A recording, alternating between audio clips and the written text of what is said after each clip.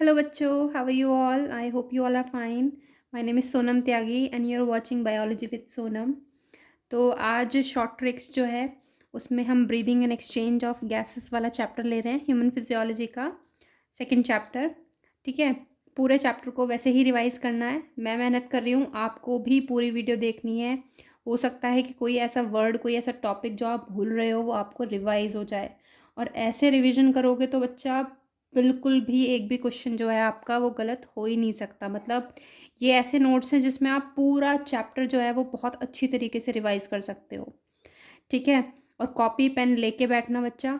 ठीक है, कोई भी पॉइंट अगर ऐसा हो आपने नहीं सुना हो या आप भूल गए हो उसको तुरंत नोट कर लेना अपने एक इन शॉर्ट नोट के भी अपने एक पेज पे जा जाने चाहिए। अगर मैं आपको 16 पेजेस करा रही हूँ तो इसमें से कुछ ऐसे पॉइंट्स होंगे जो आपको नहीं आते होंगे, वो आपके एक पेज में आ जाने चाहिए। क्लियर है भाई? ठीक है, मैं डिजीज़ वाला जो पार्ट है उसकी मैं एक अलग से ही वीडियो डालूंगी। जितने भी चैप्टर्स हैं उन सब की डिजीज़ वाले जो पार्ट हैं उन सबको मैं एक वीडियो में डाल दूंगी। अभी सिर्फ मेन चैप्टर पे फोकस कर रहे हैं, फिर डिजीज़ वाले, क्योंकि ओवरऑल डिजीज़ से एक ही क्वेश्चन आ जाता है, एक या दो। ठीक है, तो डिजीज़ वाला पार्ट मैं एक साथ डाल दूंगी सारे का। ठीक है, पूरी ह्यूमन फिजियोलॉजी का। क्लियर है बच्चा? चलो चलते हैं फिर। ज़्यादा वीडियो लंबी नहीं करनी है आपको। मिनिमम जो टाइम है हमारा बहुत ही कम ड्यूरेशन में मुझे चैप्टर कराना है। ठीक है, तो जो रेस्पिरेशन होता है, रेस्पिरेशन क्या है भाई? एक तरीके से हमने डाइजेशन पढ़ा, तो डाइजेशन के बाद हमने जो फूड को एब्जॉर्ब किया है उस फूड को क्या करेंगे, अब हम लोग ब्रेक डाउन करेंगे, उससे एनर्जी निकालेंगे। ठीक है, उसी प्रोसेस को हम क्या बोल देते हैं? रेस्पिरेशन। लेकिन रेस्पिरेशन जो होता है वो ब्रीदिंग से लेके एनर्जी बनने तक का पूरे प्रोसेस रेस्पिरेशन कहलाता है, जिसमें ब्रीदिंग उसका एक पार्ट हो गया। ठीक है, क्लियर है? ब्रीदिंग किसका पार्ट है? रेस्पिरेशन का। रेस्पिरेशन ब्रीदिंग का पार्ट नहीं है, ये याद रखना। कौन कौन से पार्ट होते हैं ब्रीदिंग? ब्रीदिंग मतलब सांस लेना यानी कि इनहेलेशन, सांस छोड़ना एक्सहेलेशन। फिर गैसेस का एक्सचेंज होगा, जो आपने सांस अंदर ली है तो लंग्स के बीच में और ब्लड के बीच में क्या होगा? आपका एक्सचेंज होगा गैसेस का। ठीक है, देन आपका ब्लड क्या करेगा? उसको ट्रांसपोर्ट करेगा, टिश्यूज़ के पास ज़रूरत है तो टिश्यूज़ के पास लेके जाएगा उसको। ठीक है, then exchange between the blood and tissue. फिर जो ऑक्सीजन आपकी ब्लड में है वो टिश्यूज़ को मिल जाएगी, टिश्यूज़ में जो CO2 बन रही है वो ब्लड में आके आप उसको एक्सहेल कर दोगे। ठीक है, एनारोबिक और एरोबिक दो तरह की रेस्पिरेशन हमने पढ़ी है। एरोबिक जिसमें एयर की प्रेजेंस में होती है, ऑक्सीजन की प्रेजेंस में। एनारोबिक मतलब in the absence of oxygen. Aerobic respiration जो होती है उसके अंदर क्या होता है बच्चा? उसके अंदर माइटोकॉन्ड्रिया जो होता है वो प्रेजेंट होता है, और माइटोकॉन्ड्रिया के अंदर ही क्या होती है? माइटोकॉन्ड्रिया के अंदर ही क्या होती है हमारी? रेस्पिरेशन, सॉरी क्रेब साइकिल होती है हमारी। ठीक है, तो माइटोकॉन्ड्रिया प्रेजेंट है और क्रेब साइकिल भी होगी वहाँ पे। लेकिन एन एरोबिक जो है, एन एरोबिक, ठीक है, एनारोबिक के अंदर माइटोकॉन्ड्रिया नहीं है, और माइटोकॉन्ड्रिया नहीं है तो क्रेब साइकिल भी नहीं होगी। एग्जाम्पल क्या है भाई? कहाँ पे हमारी बॉडी के अंदर एरोबिक रेस्पिरेशन होती है? RBC के अंदर भी मैंने आपको बताया था, और white blood cells sorry white muscle fibres. ठीक है, RBC के अंदर और वाइट मसल फाइबर जो मैंने आपको बताई थी, red muscle fibre, white muscle fibre, तो वाइट मसल फाइबर्स के अंदर भी एनारोबिक रेस्पिरेशन होती है, क्योंकि वहाँ पे क्या होती है? एकदम से इंस्टेंट एनर्जी चाहिए होती है। मैंने बताया था ना, स्प्रिंटर्स जो होते हैं जो कुछ सेकंड्स में रेस ख़त्म कर देते हैं, उनके अंदर वाइट मसल फाइबर ज़्यादा होती हैं, तो वहाँ पे क्या होती है? तुरंत एनर्जी चाहिए होती है, तो एनारोबिक रेस्पिरेशन हो जाती है। ठीक है, देन रेस्पिरेटरी ऑर्गन किसी ऑर्गेनिज्म में कैसे होंगे वो डिपेंड करता है कि भाई वो उसका हैबिटाट कहाँ है, वो पानी में रहता है या लैंड पे रहता है, या फिर उसकी लेवल ऑफ ऑर्गेनाइजेशन क्या है, वो आपका टिश्यू से मिलके बना है, सेल से मिलके बना है, या फिर ऑर्गन या ऑर्गन सिस्टम लेवल है। ठीक है, जो गिल्स के थ्रू रेस्पिरेशन होती है उसको हम ब्रैंकियल रेस्पिरेशन बोलते हैं, इस पर भी क्वेश्चन आता है। जो लंग्स के थ्रू रेस्पिरेशन होती है उसको पल्मोनरी रेस्पिरेशन बोलते हैं। स्किन के थ्रू क्यूटेनियस रेस्पिरेशन बोलते हैं। ये टॉपिक जो है आपके यहाँ ब्रीदिंग एंड एक्सचेंज में नहीं दे रखे, ये आपके फ्रॉग वाले पार्ट में दे रखे हैं। फ्रॉग वैसे सिलेबस में नहीं है, बट फिर भी यहाँ पे भी ये टॉपिक आते हैं तो जर्नल सा टॉपिक पूछ लेते हैं। फ्रॉग के अंदर तीनों ही होती हैं, गिल्स के थ्रू भी टेडपोल स्टेज में, लंग्स के थ्रू भी होती है, और क्यूटेनियस रेस्पिरेशन स्किन के थ्रू भी करता है, और बक्कल कैविटी के थ्रू भी करता है वो ओरल रेस्पिरेशन। ये टेबल बहुत ज़्यादा इंपॉर्टेंट है, मैंने इसको एनिमल किंगडम को भी इंक्लूड कर दिया है। तो यहाँ पे ऑर्गन्स लिखे हुए हैं, यहाँ पे एग्जाम्पल्स हैं। जर्नल बॉडी सरफेस के थ्रू कौन करते हैं, जो सिंपल ऑर्गेनिजम्स हैं हमारे, लाइक स्पॉन्जेस, ठीक है, पॉरीफेरास वगैरह, निडेरिया, टीनोफोरा, फ्लैटवॉर्म्स यानी कि प्लेटीहेल्मिन्थीस, एस्कीहेल्मिन्थीस, राइट। क्यूटिकल्स के थ्रू कौन करता है बच्चा, अर्थवॉर्म एंड फ्रॉग, ठीक है, क्यूटिनस करता है। गिल्स के थ्रू कौन करता है बेटा, फिशेस करती हैं। एक्वेटिक आर्थ्रोपोडा करते हैं। एक्वेटिक मोलस्का, टेडपोल लार्वा करता है। टेडपोल लार्वा क्या है, फ्रॉग की लार्वल स्टेज है। बुक गिल्स मैंने आपको आर्थ्रोपोडा में पढ़ाए थे, बुक गिल्स। लाइमुलस, जिसको किंग क्रैब भी बोलते हैं आप, ये लिविंग फॉसिल है एक तरीके का। ट्रैकिल ट्यूब्स कॉकरोच के अंदर, इंसेक्टा जितने भी इंसेक्ट्स हैं। Book lungs scorpions and spider के अंदर होता है। और लंग्स के थ्रू रेप्टाइल्स, बर्ड्स, मैमल्स और जो एम्फीबियंस जो हैं वो लैंड पे रहते हैं वो करते हैं। ठीक है, अभी गला थोड़ा ख़राब है, ठीक है, क्लियर है भाई। चलो नेक्स्ट पेज देखो।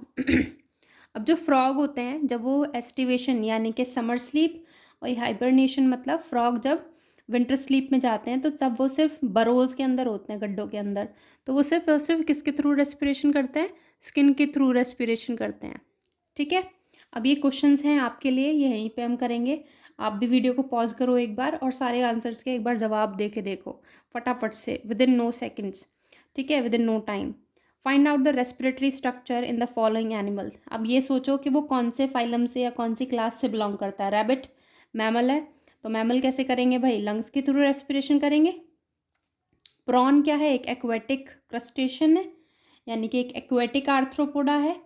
तो एक्वेटिक आर्थ्रोपोडा कैसे ब्रीथ करेंगे भाई, गिल्स के थ्रू करेंगे। टेडपोल लार्वा कैसे करेगा भाई, गिल्स के थ्रू करेगा। काओ मैमल में आती है तो लंग्स के थ्रू रेस्पिरेशन करेगी। अर्थवॉर्म बताया था एनिलिडा में, तो मॉइस्ट क्यूटिकल। कॉकरोच कैसे बताया था, ट्रैकियल सिस्टम होता है इसके में, तो ट्रैकियल ट्यूब्स होती है। स्पाइडर एंड स्कॉर्पियंस में मैंने अभी बताया था, दो एग्जाम्पल हैं, बुक लंग्स।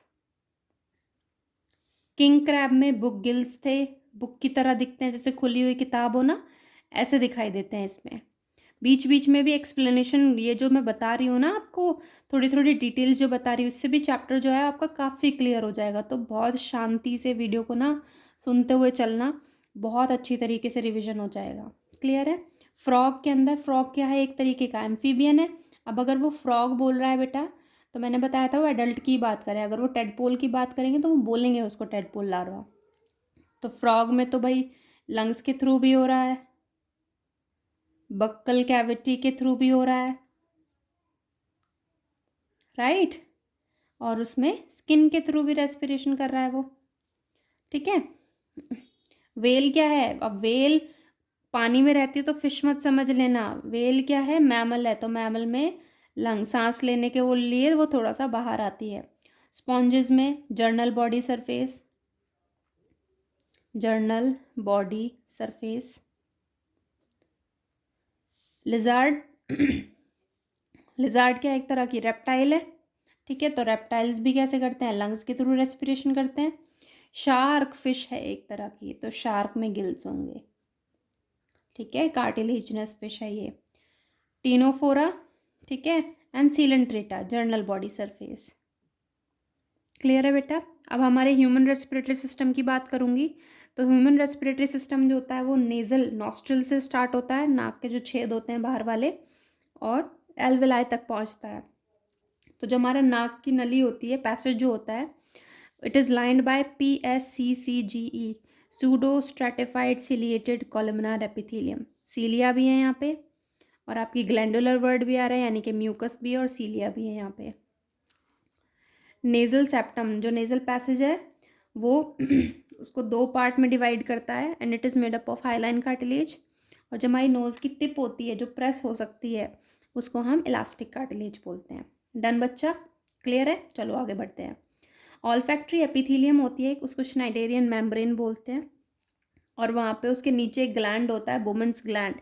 ये बुमेंस कैप्सूल नहीं है, वो किडनी में पढ़ोगे आप, डबल लेयर का cup like structure. This is women's gland. ये आपकी किस में हेल्प करता है? स्मेलिंग में हेल्प करता है। ऑल्फैक्टरी एपिथेलियम के नीचे होता है ये। क्लियर है? ये हेल्प करेगा। फिर सिग्नल जाएंगे स्नाइडेरियन मेम्ब्रेन पे, देन ब्रेन में होते हैं ऑल्फैक्टरी लोब्स, तो वहाँ पे जाएगी इन्फॉर्मेशन। क्लियर है बच्चा? चलो आगे करते हैं। तो देन आते हैं, अब हम रेस्पिरेशन पढ़ रहे हैं तो हम ट्रैकिया की बात करेंगे। ट्रैकिया की जो सबसे ऊपर वाली जो ओपनिंग है उसको हम बोलते हैं ग्लॉटिस, और ग्लॉटिस को जो कवर करता है उसको बोलते हैं एपिग्लॉटिस। एपिग्लॉटिस क्या है? एनसीईआरटी की लाइन है, thin elastic cartilaginous flap. Cartilage है मतलब एक तरह का ये। ड्यूरिंग swallowing क्या होता है? ब्रीदिंग रेट हमारा 0 होता है, क्योंकि अब देखो मैं यहाँ पे नहीं लिखा मैंने, जो व्यूल्वा होता है, व्यूल्वा क्या करता है? ऊपर की तरफ लिफ्ट अप होता है, हमारे नेजल पैसेज को क्या कर लेता है? अंदर से बंद कर देता है। और ये जो एपिग्लॉटिस होता है ये ग्लॉटिस को कवर कर लेता है। तो खाना जब हम सटकते हैं तो ये सब बंद हो जाता है, तो उस टाइम पे ब्रीद नहीं कर रहे होते हम। किस टाइम पे? swallowing के टाइम पे। लेकिन खाते टाइम तो हम चूइंग करते टाइम, और जब डाइजेशन हो रहा है तब तो ब्रीदिंग होगी। सिर्फ एट दैट टाइम जब हम swallow कर रहे हैं फूड को, तब ब्रीदिंग रेट 0 होगा। देन लैरिंग्स की बात करते हैं। तो लैरिंग्स जो होता है ट्रैकिया का सबसे ऊपर वाला पार्ट ही होता है, जो मॉडिफाई हो जाता है थोड़ा सा ऐसे, ठीक है, ऐसे बॉक्स में। इसको बोलते हैं वॉइस बॉक्स या साउंड बॉक्स। बर्ड के वॉइस बॉक्स को सिरिंग्स बोलते हैं, ये भी क्वेश्चन आ जाता है। आपने देखा होगा जो लड़के होते हैं उनके नेक में एक प्रोमिनेंट सा स्ट्रक्चर दिखाई देता है, चोंच से निकली रहती है, उसको एडम्स एप्पल बोलते हैं, और वो उनमें टेस्टोस्टेरोन हार्मोन की वजह से होता है। इसलिए फीमेल में ये हार्मोन नहीं है तो हमारे अंदर एडम्स एप्पल नहीं है। क्लियर है भाई बात? बिल्कुल ओके।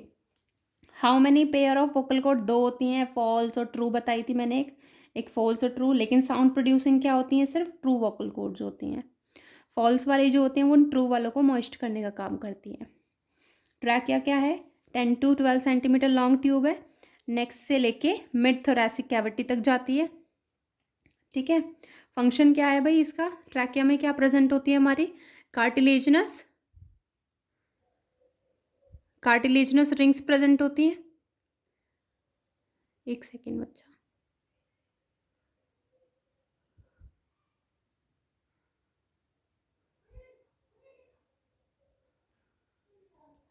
ठीक है, कार्टिलेजनस रिंग्स प्रेजेंट होती हैं इसके अंदर। और ये कार्टिलेजनस रिंग्स जो होती हैं बेटा, ये पूरा जो कंडक्टिंग वाला पार्ट होता है वहाँ तक एक्सटेंड करती हैं, और ये कोलैप्स होने से बचाती हैं। हमारी जो ट्रैकिया ट्यूब है वो कोलैप्स ना हो जाए, उस चीज़ के लिए यहाँ पे कार्टिलेजनस रिंग्स है, ठीक है। कार्टिलेजस रिंग्स जो है वो भी हाइलाइन कार्टिलेज की बनी हुई होती हैं, और ये इनकम्प्लीट होती हैं। वेरी इंपॉर्टेंट क्वेश्चन, इनकम्प्लीट होती हैं। मैं आपको पूरा चैप्टर में ये भी बताती चलूँगी कि PYQ में कौन से क्वेश्चन अभी तक आ चुके हैं, किस फॉर्म में पूछे हैं, और आगे कौन कौन से क्वेश्चन किस तरीके से पूछे जा सकते हैं, मतलब चांसेस उनके, ठीक है। तो इनकम्प्लीट होती हैं कौन सी साइड पे? डॉर्सल साइड पे। तो ऐसे समझो कि ये हमारा ट्रैकिया है, ठीक है, और ट्रैकिया पे मैंने ऐसे कवर किया हुआ है, ठीक है। तो यहाँ से तो मुझे दिख रहा है एक पूरी कवरिंग, लेकिन बैक साइड से कैसा है? ये इनकम्प्लीट है ना ये, ठीक है। तो इनकम्प्लीट होती है डॉर्सल साइड पे, क्योंकि इसके पीछे क्या होता है? विंड पाइप के पीछे फूड पाइप होती है। ट्रैकिया जो होती है वो आगे चल के चेस्ट रीजन में थोरैसिक वर्टिब्रे पे डिवाइड कर जाती है, 5th थोरैसिक वर्टिब्रे पे। ये 5th थोरैसिक वर्ड आपको याद रखना है, राइट और लेफ्ट ब्रोंकाई में डिवाइड। और ट्रैकिया में भी PSCCG की लाइनिंग होती है और सीलिया भी होते हैं। चलें भाई आगे। अब ये पैसेज बहुत इंपॉर्टेंट है, ये तो फेवरेट से ही क्वेश्चन रहते हैं, ठीक है, कि पैसेज पूछ लो भाई बच्चों से। तो नॉस्ट्रिल के थ्रू एयर अंदर जाएगी, फिर नेजल चैम्बर में जाएगी, हमारे फैरिंग्स में जाएगी, देन लैरिंग्स में जाएगी, देन ट्रैकिया। ट्रैकिया से प्राइमरी ब्रोंकाई फर्दर डिवाइड करके सेकेंडरी ब्रोंकाई बनाते हैं, फर्दर डिवाइड करके टर्शरी ब्रोंकाई। देन आते हैं हमारे ब्रोंक्यूल्स। ब्रोंक्यूल्स के बाद ये भी फर्दर डिवाइड करते हैं into terminal bronchioles, respiratory bronchioles. Then आती है आपकी ये पूरी एल्वेलर डक्ट, और एल्विलर डक्ट के बाद ये ऐसे ट्री लाइक स्ट्रक्चर सा आता है, पूरा क्लाउड जैसा। इस पूरे पार्ट को एट्रिया बोलते हैं। एट्रिया के अंदर आपको ये पाउचेस दिखाई दे रहे होंगे, इनको एल्विलर सैक बोलते हैं। और इन एल्विलर सैक के अंदर ये क्या है, यहाँ पे ये एल्विलाई हैं। तो यहाँ पे 5 to 6 alveoli in each sac. ठीक है, हर एक एल्विलर सैक में 5 से 6 एल्विलाई हो सकते हैं। और टोटल दोनों लंग्स का बता रही हूँ, 300 मिलियन एल्विलाई होती हैं। ठीक है, कहीं पे भी खाली जगह नहीं होती लंग्स के अंदर, पूरा भरा हुआ होता है, वो एक टिश्यू होती है, ना कि मसल्स। ठीक है, तो बेटा नॉस्ट्रल से लेके टर्मिनल ब्रोंक्यूल्स तक डेड्स, इसको ब्रैंकियल ट्री बोलेंगे, कंडक्टिंग जोन बोलेंगे। और जो कंडक्टिंग जोन है, सिंपल सा फंडा है, कंडक्टिंग जोन के अंदर कार्टिलेजिनस रिंग्स नहीं होंगी। यानी कि जो भी एयर आप अंदर ले रहे हो, कुछ एयर इस पार्ट में भी तो रहेगी ना, खाली थोड़ी हो जाएगी कि सारी एल्विलाई में पहुंच गई। तो जो एयर आपकी यहाँ पे प्रेजेंट होगी उसको डेड स्पेस एयर बोलेंगे, और वो गैसेस के एक्सचेंज में पार्टिसिपेट नहीं करती है। ठीक है, आपके रेस्पिरेटरी ब्रोंक्यूल से लेके एल्विलाई तक का पूरा पार्ट रेस्पिरेटरी ट्री कहलाएगा या एक्सचेंजिंग पार्ट कहलाएगा। ठीक है, यहाँ पे गैसेस एक्सचेंज हो सकती हैं, ऑक्सीजन और CO2 हमारे रेस्पिरेटरी गैसेस हैं। ठीक है, यहाँ पे कार्टिलेजिनस रिंग एब्सेंट है। ठीक है, यहाँ पे सीलिया भी एब्सेंट है, यहाँ पे म्यूकस सिक्रीटिंग जो सेल्स हैं वो भी एब्सेंट है, वो सब यहाँ तक प्रेजेंट है। ठीक है, तो एल्विलर एयर होती है एल्विलाई के अंदर जो गैसेस एक्सचेंज में पार्टिसिपेट करेगी। अब ये जो एल्विलाई है, छोटे छोटे से बैग लाइक, ठीक है, बैग लाइक स्ट्रक्चर्स होते हैं एल्विली। टोटल क्या होते हैं, these are the structural and functional unit of lungs. Total number of alveoli कितने होते हैं, 300 मिलियन। और इनका पूरा एरिया अगर आप काउंट करोगे तो वो 70 से 100 मीटर स्क्वायर निकल के आएगा। क्लियर है बच्चा यहाँ तक? ठीक है, आगे चले।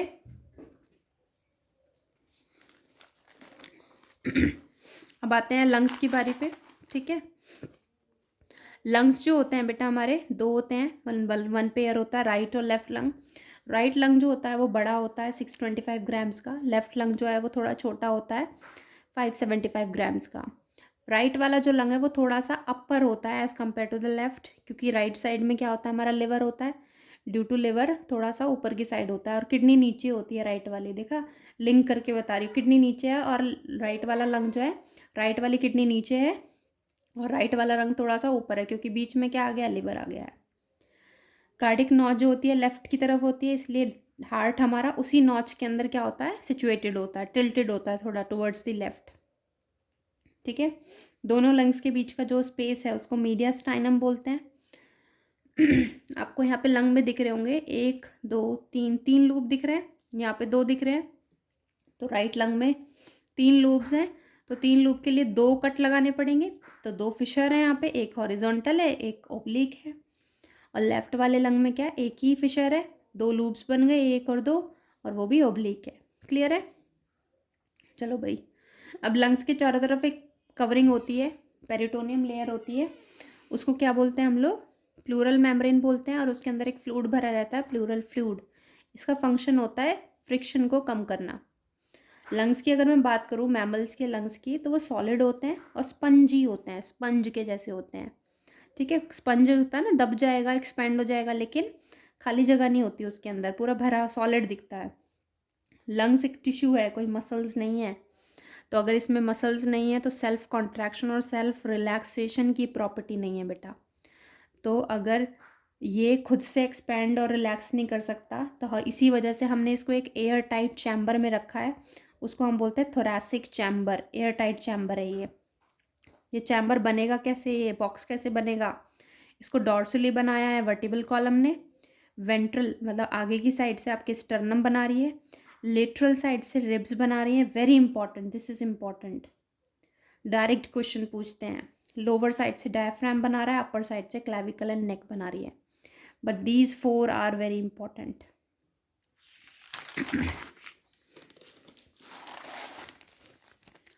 अभी बीच बीच में मैकेनिज्म भी बताऊंगी इसका, तो मैकेनिज्म को बहुत ध्यान से समझना। जो रेस्पिरेटरी मेम्ब्रेन है, जहाँ पे गैसेस का एक्सचेंज होगा, उसमें क्या क्या करेक्टरिस्टिक होनी चाहिए, वो बहुत पतली होनी चाहिए, आसानी से डिफ्यूजन हो जाए, मॉइस्ट होनी चाहिए, सरफेस एरिया ज़्यादा होना चाहिए, ठीक है, और ब्लड कैपिलरीज का नेटवर्क रिच होना चाहिए, ठीक है। तो एल्वेलाई की 2 टाइप की सेल्स होती हैं, न्यूमोसाइट टाइप 1 एंड टाइप 2, ठीक है।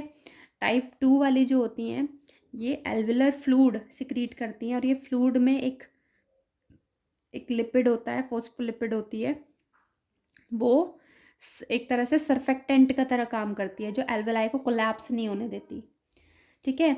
इंस्पायरेशन, सांस लेना एक एक्टिव प्रोसेस है, क्योंकि उसमें मसल्स जो है हमारे जो चैम्बर की वो काम कर रही हैं। एक्सपायरेशन जो है वो पैसिव प्रोसेस है, लेकिन अगर आप जानबूझ के सांस बाहर छोड़ देते हो वो फिर से एक्टिव प्रोसेस हो गया। The movement of air into and out of the lungs is carried out by creating a pressure gradient between the lungs and atmosphere. Very much clear? कोई भी चीज़ है ज़्यादा से कम की तरफ आएगी, तो ऐसा ही सेम एयर का भी है। एयर का प्रेशर जहाँ पे कम होगा तो एटमॉस्फेयर में अगर ज़्यादा है, लंग्स में कम है तो लंग्स के अंदर आ जाएगी एयर। लंग्स में ज़्यादा प्रेशर है एटमॉस्फेयर के कंपैरिजन, तो लंग्स से बाहर निकल जाती है। तो सब प्रेशर का खेल है, ग्रेडियंट डिफरेंस का खेल है, कंसंट्रेशन ग्रेडियंट। मसल्स जो इसमें पार्टिसिपेट करती हैं ब्रीदिंग में, मेन मसल बेटा प्राइमरी मसल बोलते हैं इसको, डायफ्राम। ये सिर्फ मैमल्स के अंदर होती है और एक क्रोकोडाइल के अंदर होती है। ये थोरैसिक वॉल्यूम को बढ़ा देगी एंटीरियर पोस्टीरियर एक्सिस, मतलब आगे और नीचे की साइड से। दूसरी होती है इंटरकोस्टल मसल्स, आगे बताऊंगी इनके बारे में। एक और फीचर होता है हमारे एल्वेलाई के अंदर मैमल्स की, एक और पोर्स होते हैं, पोर्स ऑफ कोहेन। ये भी क्या करते हैं, ज़्यादा एक्सचेंज ऑफ गैसेस में हेल्प करते हैं। इंटरकोस्टल मसल्स जो होती हैं वो रिब्स के बीच में होती हैं। जो थोरैसिक चैम्बर के बाहर फेस कर रही हैं उनको एक्सटर्नल बोल देते हैं, जो अंदर लंग्स की तरफ फेस कर रही होते हैं उनको इंटरनल इंटरकोस्टल मसल्स।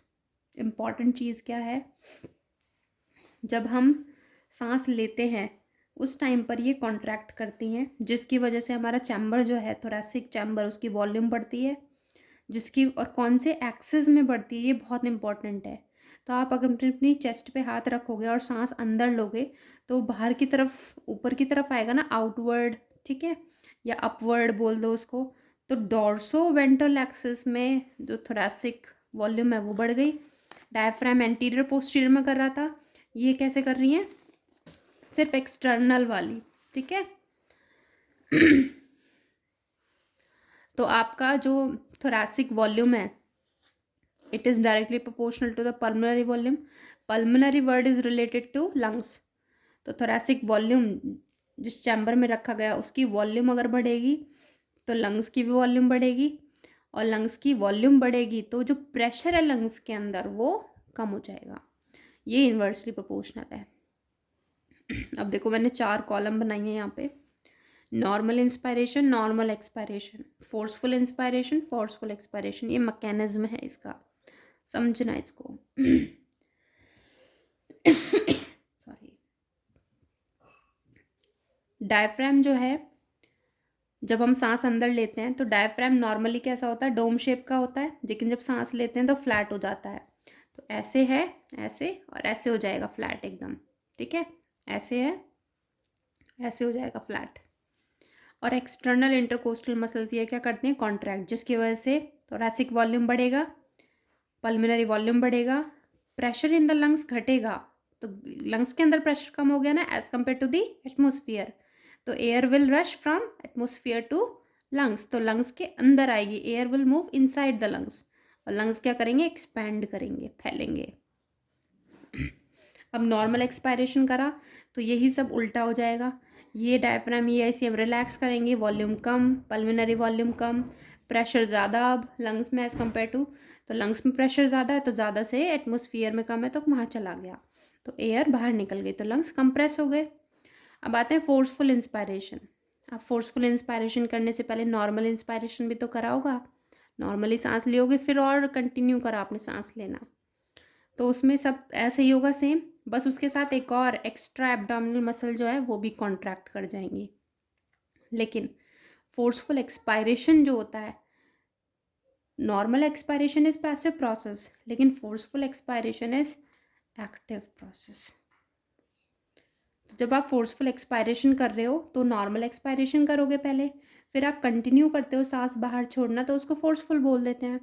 ठीक है, तो इसमें क्या होगा, एक्सपायरेशन करेंगे प्लस इसमें internal intercostal muscles plus abdominal muscles contract करती हैं, ये तो सब रिलैक्स कर जाएंगे। ये सब डायफ्राम ईआईसीएम रिलैक्स, और रिलैक्स इनके रिलैक्स होने के बाद इंटरनल इंटरकोस्टल मसल्स और एब्डोमिनल मसल्स कॉन्ट्रैक्ट करती हैं। तो जब हम छींकते हैं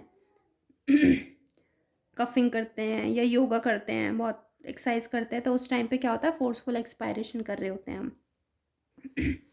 ठीक है, तो आपसे ये क्वेश्चन आ सकता है कि आईआईसीएम यानी कि इंटरनल इंटरकोस्टल मसल्स कब कॉन्ट्रैक्ट करती हैं, ड्यूरिंग फोर्सफुल एक्सपायरेशन।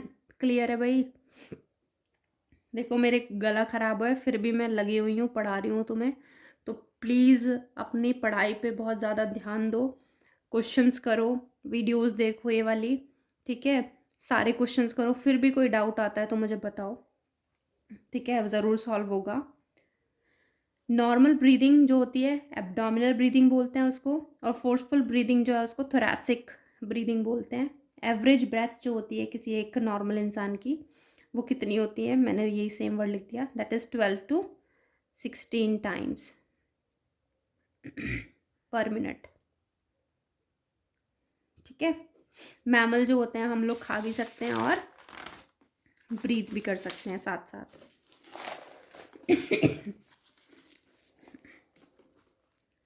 ठीक है बच्चा, substances which prevent alveoli collapsing, उसको क्या बोलते हैं हम लोग, लेसिथीन बोलते थे, फोस्फोलिपिड था एक तरह का। ठीक है, ये आपके बायोमोलिक्यूल्स में नाम दे रखा है लेसिथीन, याद रखना। Air which do not participate in exchange of gases, जो गैसेस एक्सचेंज में पार्टिसिपेट नहीं करती है, और उसको डेड स्पेस एयर बोलते हैं। ठीक है, फीटल स्टेज के अंदर रेजिडुअल वॉल्यूम, बची हुई वॉल्यूम जो है, और ब्रीदिंग रेट क्या होता है, 0, क्योंकि लंग्स जो होते हैं वो नॉन फंक्शनल होते हैं पैदा होने से पहले। हम कितनी सांस बाहर छोड़ रहे हैं फोर्सफुली या नॉर्मली, उसको मेजर करने वाला इंस्ट्रूमेंट स्पायरोमीटर कहलाएगा। अब ये वॉल्यूम्स आ गई सारी। टाइडल वॉल्यूम कितनी होती है, हम एक बार में कितनी सांस ले लेते हैं, या फिर दोनों को मिला के नहीं, या फिर कितनी सांस बाहर छोड़ते हैं, वो 500 अंदर लिए तो 500 ही छोड़ेंगे। ठीक है, पर मिनट का देखोगे तो 6000 से 8000 होगा, आप उससे मल्टीप्लाई कर सकते हो इस 500 को, 12 बार ब्रेथ कर रहे हो तो 6000 हो गया, 16 टाइम 1 मिनट में ब्रीथ कर रहे हो तो 8000 हो गया, सिंपल। और लंग्स के अंदर जितनी एयर आ रही है, टाइडल वॉल्यूम को हम पल्मिनरी वेंटिलेशन भी बोल सकते हैं। पल्मिनरी मतलब लंग्स, वेंटिलेशन मतलब वहाँ पे एयर होना। तो कितनी एयर जा रही है लंग्स के अंदर, इतनी जा रही है भाई। सिर्फ एल्विलर वाले पार्ट तक कितनी जा रही है जहाँ एक्सचेंज होगा, 350। तो 500 में से 350 तो एल्विलाई में जा रही है, एक्सचेंज हो रही है, बाकी बची कहाँ रह जाएगी, कंडक्टिंग पार्ट में ना, उसी को हमने क्या बोला था, डेड स्पेस एयर बोला था। एक और इम्पॉर्टेंट चीज़ बता दूँ, एज बढ़ने के साथ साथ ये जो डेड स्पेस एयर है, इसका नंबर बढ़ने लग जाता है, वॉल्यूम ये बढ़ने लग जाती है, इस वजह से वो ना सांस भी जल्दी जल्दी लेते हैं, लेकिन वो हाँफते भी हैं।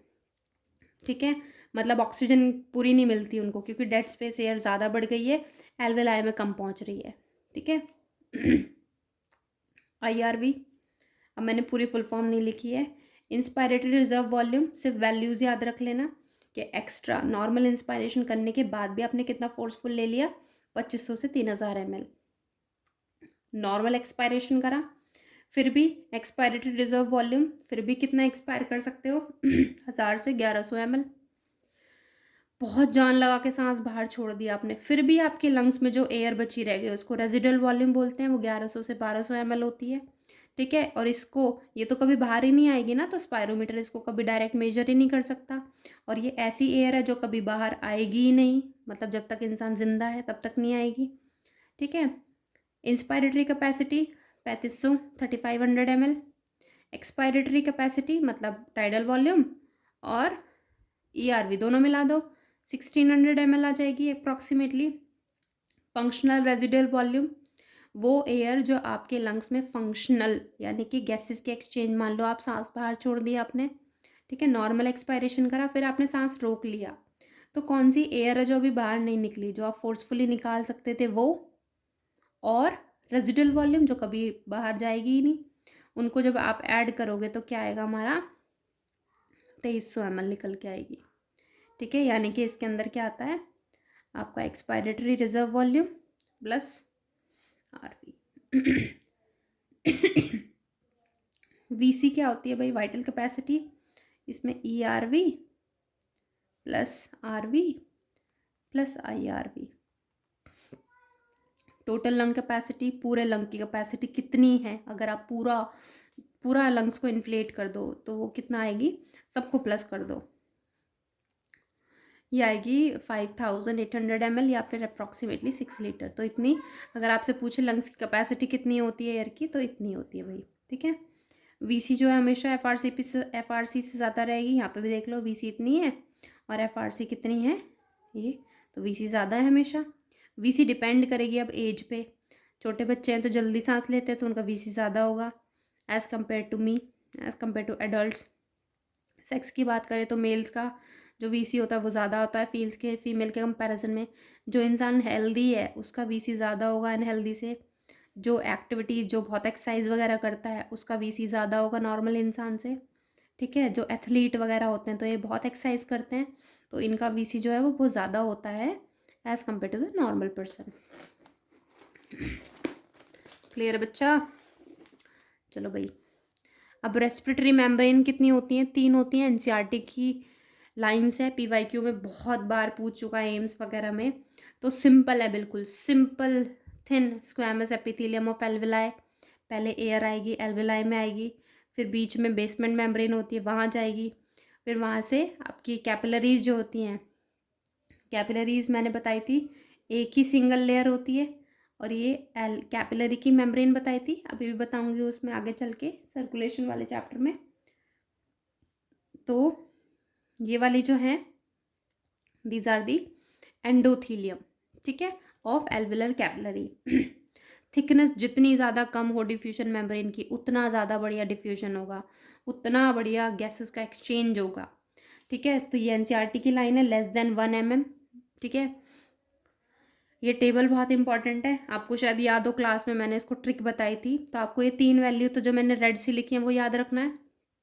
यहाँ ऑक्सीजन है, ये CO2 है, ऐसे याद रख लो, एटमॉस्फेयर में है, फिर एल्वेलाई में आई, फिर डीऑक्सीजनेटेड में, फिर ऑक्सीजनेटेड में, फिर टिश्यू में। इन दोनों का ध्यान रख लेना।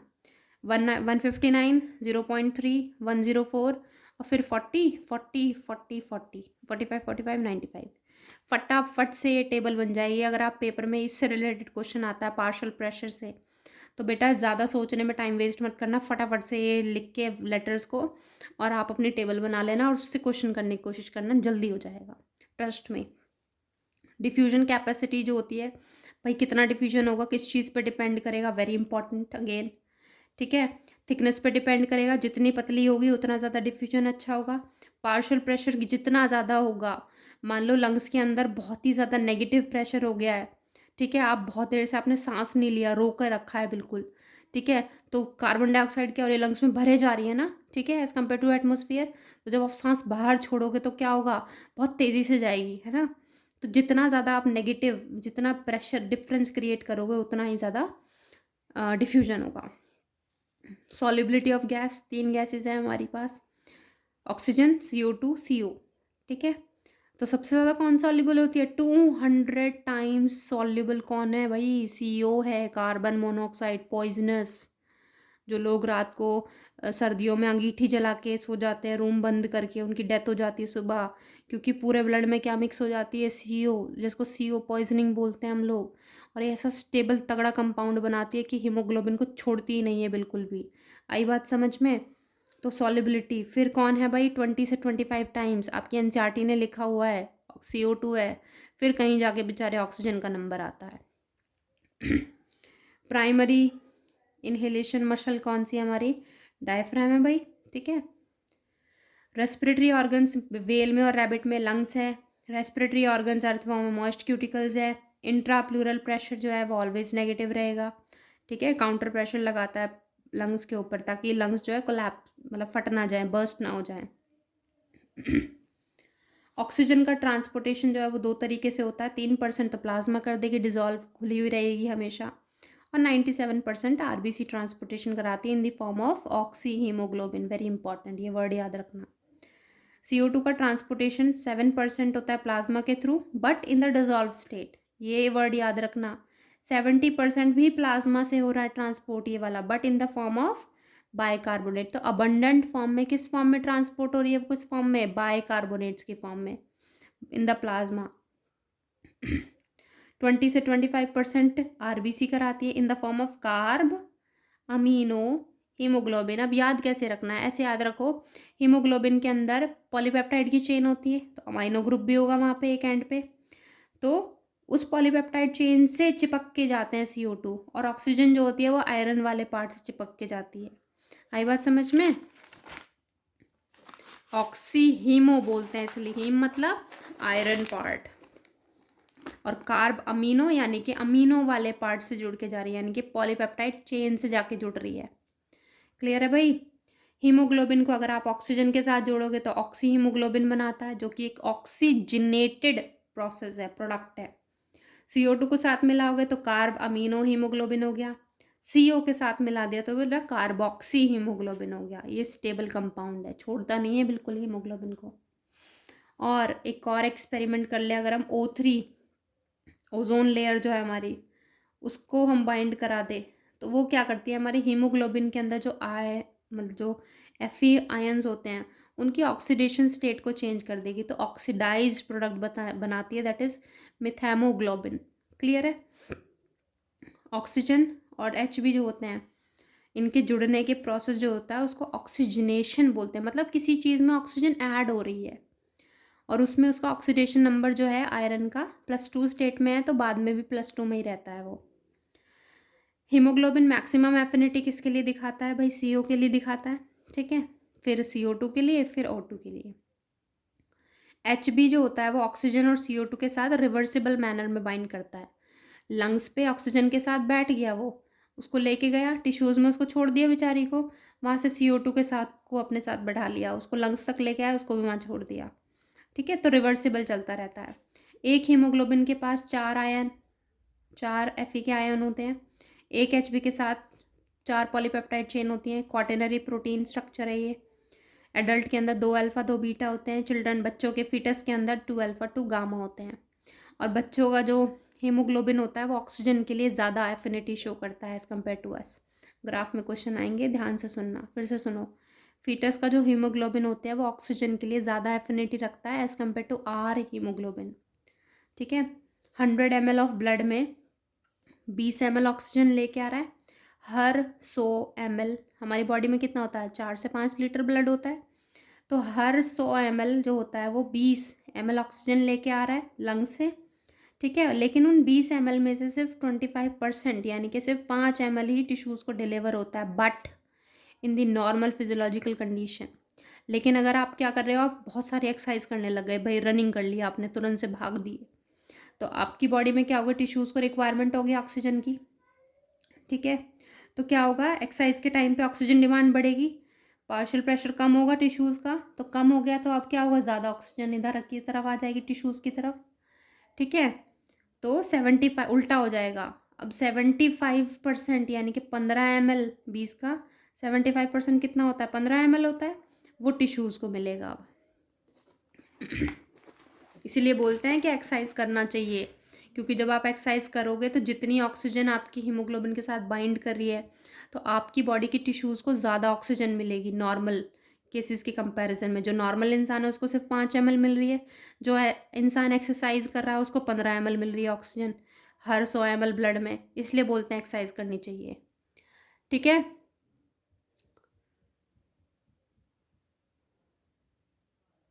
ओके। अब conditions for association of Hb oxygen with haemoglobin, कब भाई जुड़ेगा उसके साथ तो जब कौन कौन से फैक्टर होते हैं बेटा, पार्शियल प्रेशर, गैसेस के, H पॉजिटिव आयन की कंसंट्रेशन और टेम्परेचर। अगर ये तीनों पार्ट, अगर आपको ऑक्सीजन को हीमोग्लोबिन के साथ जोड़ना है तो ऑक्सीजन वाली जो गैस है उसका पार्शियल प्रेशर ज़्यादा करना पड़ेगा, दूसरी गैस का पार्शियल प्रेशर कम करना पड़ेगा, H पॉजिटिव आयन की कंसंट्रेशन कम करनी पड़ेगी, यानी कि pH यानी कि एसिडिटी कम। एसिडिटी कम का मतलब है pH ज़्यादा, यानी कि एल्कलाइन ज़्यादा करना पड़ेगा और टेम्परेचर कम करना पड़ेगा। तो आपकी ऑक्सीजन जो है वो हीमोग्लोबिन के साथ जुड़ जाएगी। कहाँ पे होता है ये प्रोसेस? एल्वेलाई में। अब टिश्यू में क्या होता है? पार्शियल प्रेशर ऑफ ऑक्सीजन क्या कर देंगे? कम। CO2 का प्रेशर बढ़ा देंगे, H पॉजिटिव आयन कंसनट्रेशन बढ़ा देंगे हम लोग, ठीक है, और टेम्परेचर भी क्या करेंगे? बढ़ा देंगे। तो आपकी जो ऑक्सीजन है वो हीमोग्लोबिन से अलग हो जाएगी टिश्यूज़ पे, टिश्यू लेवल पे। और ये कैसा ग्राफ देते हैं बेटा? सिग्मोइड कर्व दे दें। इफ ग्राफ है ये, अगर ग्राफ जो है वो राइट साइड में शिफ्ट होता है, ठीक है, ये ग्राफ है सिग्मोइड, अगर ये राइट साइड में, राइट मतलब इधर, अगर ये राइट साइड में शिफ्ट होता है, एक सेकेंड, यहाँ पे PO2 है और यहाँ पे HB सेचुरेशन है, तो ये नॉर्मल ग्राफ था हमारा, ठीक है। अब ये क्या करिए, ये हमारे दो हैंड है, ये राइट हैंड है मेरा, तो राइट हैंड की तरफ शिफ्ट हो गया, तो क्या होगा बच्चा यहाँ पे? राइट हैंड की तरफ क्या होगा? यहाँ पे मैंने शायद उल्टा लिख दिया है, यहाँ पे लेफ्ट आएगा, यहाँ पे राइट आएगा। तो लेफ्ट अगर शिफ्ट हुआ है वो, सॉरी हाँ, लेफ्ट साइड अगर शिफ्ट हुआ है, यहाँ पे लेफ्ट साइड शिफ्ट हुआ है अगर ये ग्राफ, तो ऊपर की तरफ शिफ्ट हुआ है ना, यानी कि ज़्यादा एसोसिएशन होगा, और राइट साइड की तरफ अगर ये शिफ्ट हुआ है तो क्या होगा? डिसोसिएशन होगा ऑक्सीजन का। बोहर्स इफेक्ट किसको बोलते हैं बेटा? अगर CO2 ज़्यादा, अब ये जो फैक्टर है इनमें से CO2 ज़्यादा होने की वजह से अगर हीमोग्लोबिन से ऑक्सीजन अलग हो जाए, उस प्रोसेस को हम लोग क्या बोल देते हैं? बोहर्स इफेक्ट बोल देते हैं। रूट इफेक्ट बोलते हैं कि H पॉजिटिव आयन कंसनट्रेशन ज़्यादा होने की वजह से, यानी कि एसिडिटी ज़्यादा होने की वजह से, pH कम होने की वजह से अगर ऑक्सीजन अलग हो जाती है, ऑक्सीजन का डिसोसिएशन हो जाता है, तो उसको रूट इफेक्ट बोलते हैं। बहुत माइनर सी चीज़ें हैं। यहाँ पे CO2 के ज़्यादा होने की वजह से ऑक्सीजन अलग हो गई, डिसोसिएट हो गई। यहाँ पे H पॉजिटिव आयन के ज़्यादा होने की वजह से जो है वो डिसोसिएशन हो गया ऑक्सीजन का। ठीक है, ये ऐसे ग्राफ आते हैं क्वेश्चन के अंदर, ठीक है। तो सपोज करो ये ग्राफ दे रखा है, A और B मैंने मार्क कर दिया। अब इनमें से आप मुझे बताओ कि इसमें से एट्रियल वाला ब्लड कौन सा है और वीनस ब्लड कौन सा है, यानी कि डीऑक्सीजनेटेड या ऑक्सीजनेटेड कौन सा है। तो ये ग्राफ देखो, ये पार्शियल प्रेशर है, ये HB सेचुरेशन है। सेचुरेशन मतलब HB के साथ, हीमोग्लोबिन के साथ उसका सेचुरेशन हो गया, यानी कि ऑक्सीजन उसके साथ जुड़ गई, क्योंकि ऑक्सीडेशन कर्व है ये। तो ऊपर जो बना होगा तो उसमें ज़्यादा सेचुरेशन है ना, तो ये वाला क्या होगा भाई? एट्रियल होगा ये ए। बी कौन सा होगा? ये वाला वीनस हो गया। देखो यहाँ पे, which one represent 25 degree Celsius and which represent 42 degree Celsius. Temperature की बात कर रहे हैं। अब देखो, ऑक्सीजन को अगर जोड़ना है आपको हीमोग्लोबिन के साथ, तो जोड़ किस में रही होगी? इसमें ज़्यादा जो दिख रहा है मुझे ऊपर, HB सेचुरेशन ज़्यादा यहाँ पे है, तो जुड़ रहा होगा, यानी कि टेम्परेचर होगा कम वहाँ पे। तो ये 25 डिग्री ए को रिप्रेजेंट कर रहा है, ये कम टेम्परेचर पे सेचुरेशन होता है, और जब टेम्परेचर ज़्यादा होता है तो टूटने लग जाता है, तो डिसोसिएशन हो रहा है, तो ये 42 डिग्री सेल्सियस होगा। देखो बहुत ईजी है, कॉन्सेप्ट समझ जाओ बस। ये दे रखा है आपका ग्राफ नेक्स्ट, ठीक है। अब इसमें पूछा है which one is adult haemoglobin graph, और कौन सा इसमें से फीटस का हीमोग्लोबिन है। तो मैंने अभी आपको बताया था, हीमोग्लोबिन जो फीटस का होता है वो ऑक्सीजन के लिए ज़्यादा एफिनिटी शो करता है। तो ए क्या हो गया यहाँ पे? फीटस का लिए, और ये हो गया एडल्ट का हीमोग्लोबिन। ठीक है, क्लियर है बच्चा? आगे बात समझ में बिल्कुल सबको, ठीक है। ये वीडियो बेटा थोड़ी सी लंबी हो जाएगी, एक लास्ट थोड़ी सी देर के लिए वीडियो जो है मैं अलग बनाऊंगी, क्योंकि मैं इसमें CO2 जो कैसे ट्रांसपोर्ट होती है आपके in the form of bicarbonate, इसको मैं पूरा इनकम्प्लीट है थोड़ा सा, तो साथ के साथ बना के इसको ड्रॉ करूँगी। तो नेक्स्ट वीडियो देख लेना, जिसको क्लियर ना हो ये वाला पार्ट कि भाई CO2 का जो ट्रांसपोर्टेशन है वो कैसे होता है आपका in the form of bicarbonates. Clear है? चलो नेक्स्ट वीडियो में आते हैं फिर।